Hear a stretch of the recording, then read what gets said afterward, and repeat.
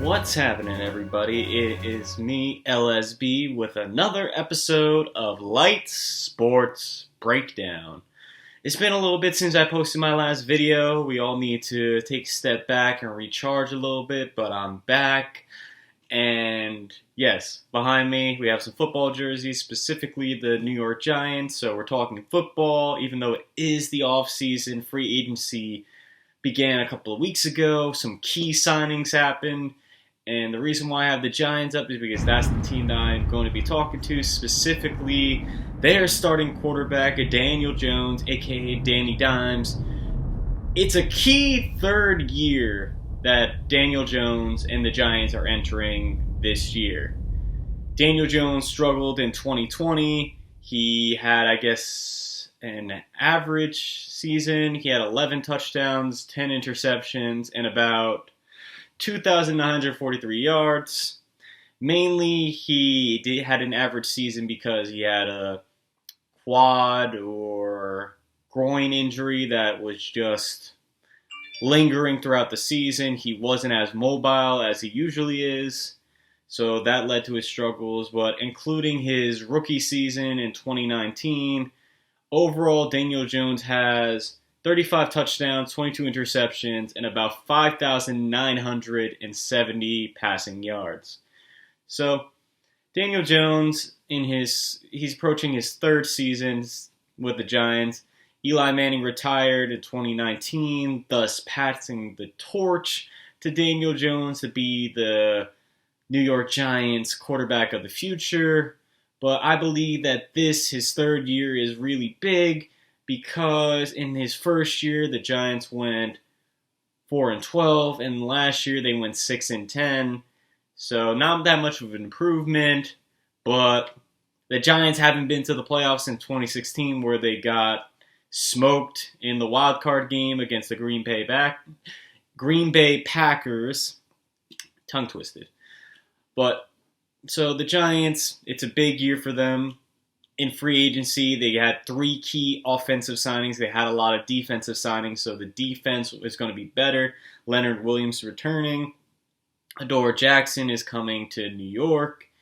They also acquired offensively speedster John Ross from the Cincinnati Bengals. They also signed Kyle Rudolph, tight end from the Minnesota Vikings. He's very good at blocking, and he's a big presence. So if Evan Ingram ends up going down because of a concussion or an injury, the Giants have a decent, reliable tight end to back him up. But the biggest name that the Giants went out there and got, a lot of people were skeptical about it, if it was a good signing or not, but Kenny Galladay, he is a New York Giant. Kind of a similar comparison to when the Giants had Plaxico Burress many moons ago. So the Giants added some key weapons. Hopefully they'll have Saquon Barkley back. He ended up tearing his ACL last year, so that was a very big, unfortunate thing to occur. But if he can come back healthy, that's just another weapon. They still have Darius Slayton, Sterling Shepard, and like I said previously, they have Evan Ingram. So the Giants are stacked on offense, so Daniel Jones has an arsenal of weapons at his disposal. And if he doesn't capitalize on it, it just brings up more question marks if he is literally the guy that the Giants need to take them to ultimately the promised land, which is the Super Bowl. But first things first, he has to lead them to the playoffs.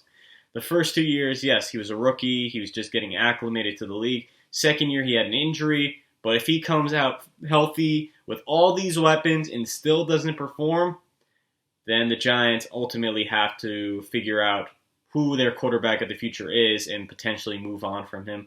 But despite that, another reason why I feel like this is a big year is because last year, the offensive line did a really bad job at protecting Daniel Jones, and he got sacked 54 times.